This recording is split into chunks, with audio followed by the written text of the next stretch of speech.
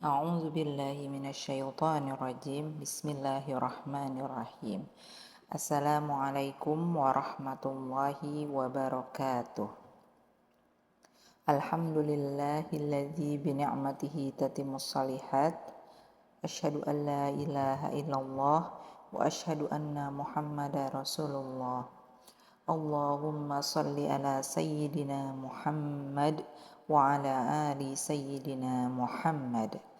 Alhamdulillah, puji dan syukur kehadirat Allah Subhanahu wa Ta'ala, sehingga pada kesempatan kali ini saya akan membawakan materi mengenai sirah nabawiyah terkait dengan perjalanan Rasulullah selama hidupnya.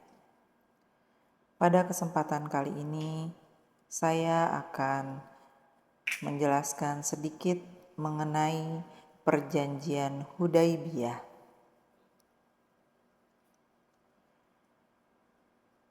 Materi ini akan saya bawakan untuk tugas kuliah mata kuliah Sirah Nabawiyah di semester 4 kelas C.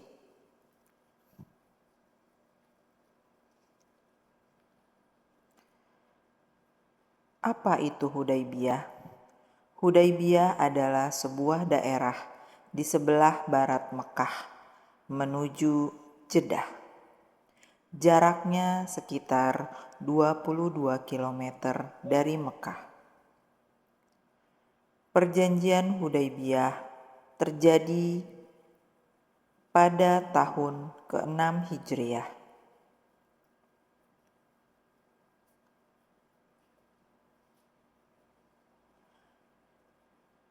Adapun sebab-sebab kenapa perjanjian Hudaybiyah terjadi adalah: yang pertama, kondisi kaum muslimin dan kafir Quraisy yang tidak harmonis dan terlibat beberapa peperangan.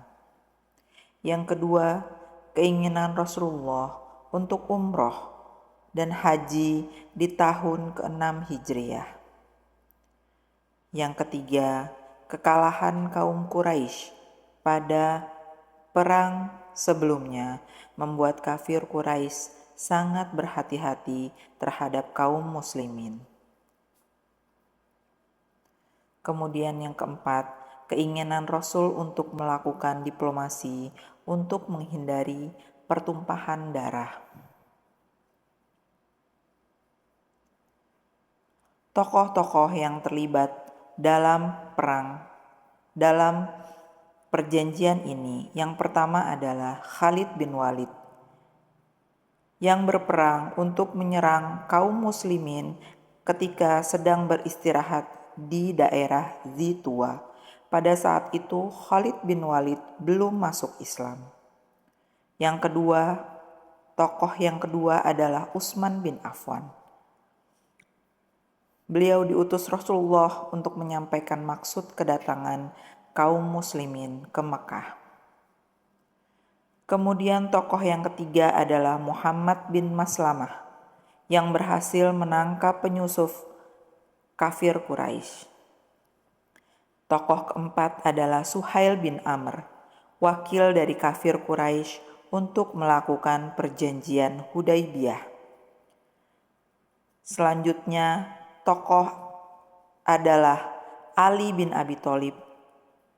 Beliau merupakan penulis dari isi perjanjian Hudaybiyah.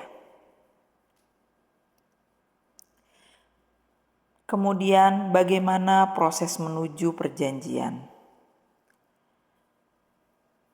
Keinginan Rasul untuk haji dan umroh di tahun ke-6 Hijriah diwujudkan bersama istrinya Ummu Salamah dan kaum muslimin Madinah.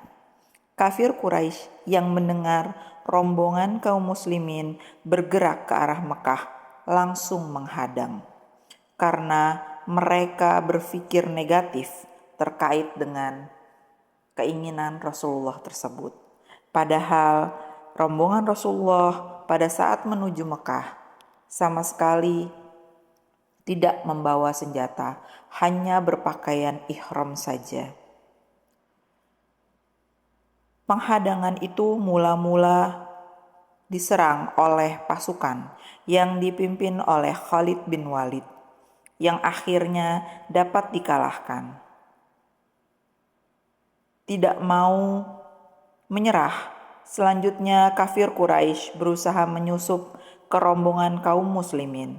Namun berkat kepiawaian Muhammad bin Salamah, seluruh penyusup dapat ditangkap.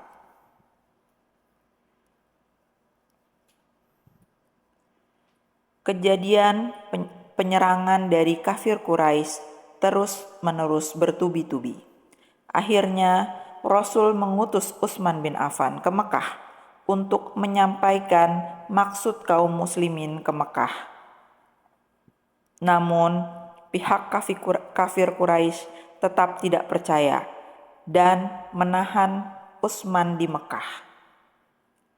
Selama menunggu terdengar kabar Utsman telah terbunuh, maka dilakukanlah baiat oleh Rasulullah terhadap kaum muslimin sebagai bukti janji setia kepada Rasulullah. Kisah ini diabadikan di surat Fat ayat 18 yang dikenal dengan baiat Ridwan.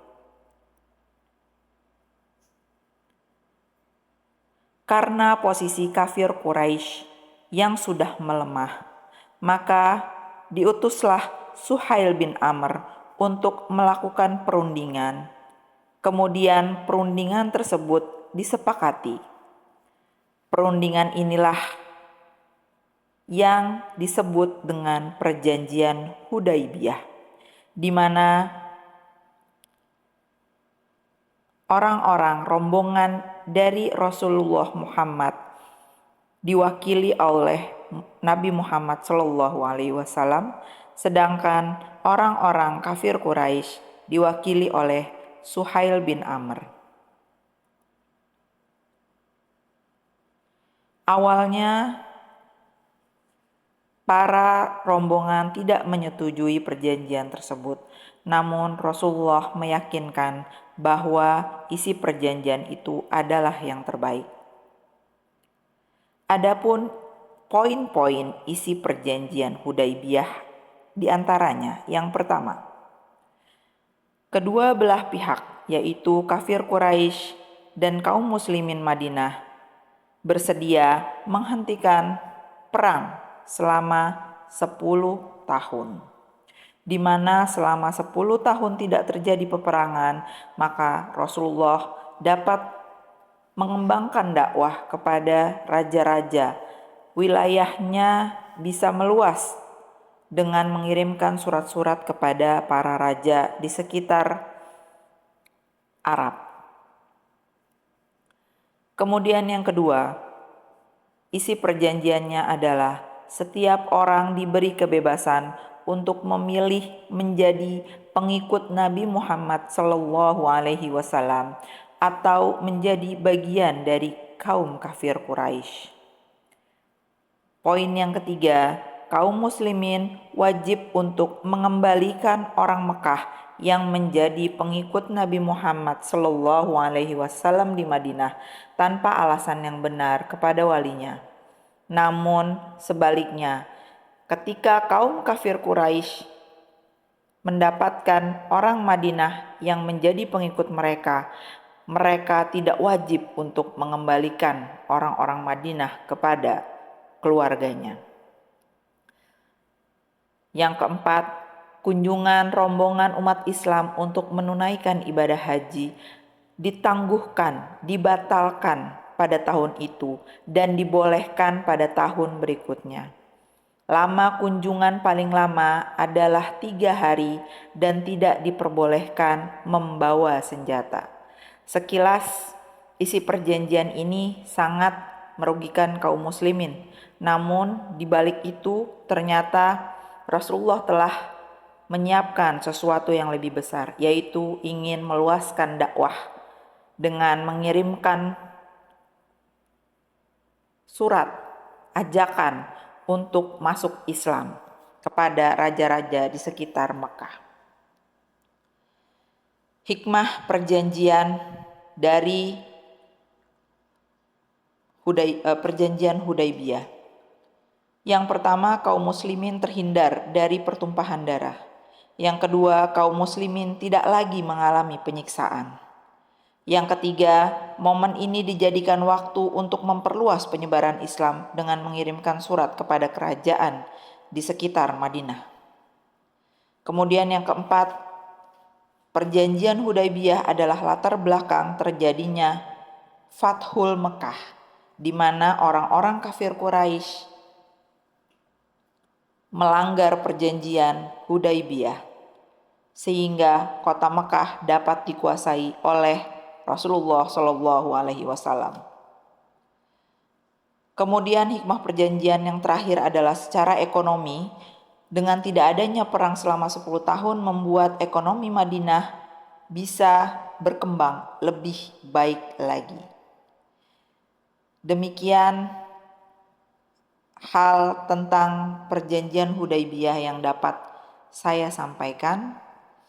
Lebih dan kurangnya saya mohon maaf.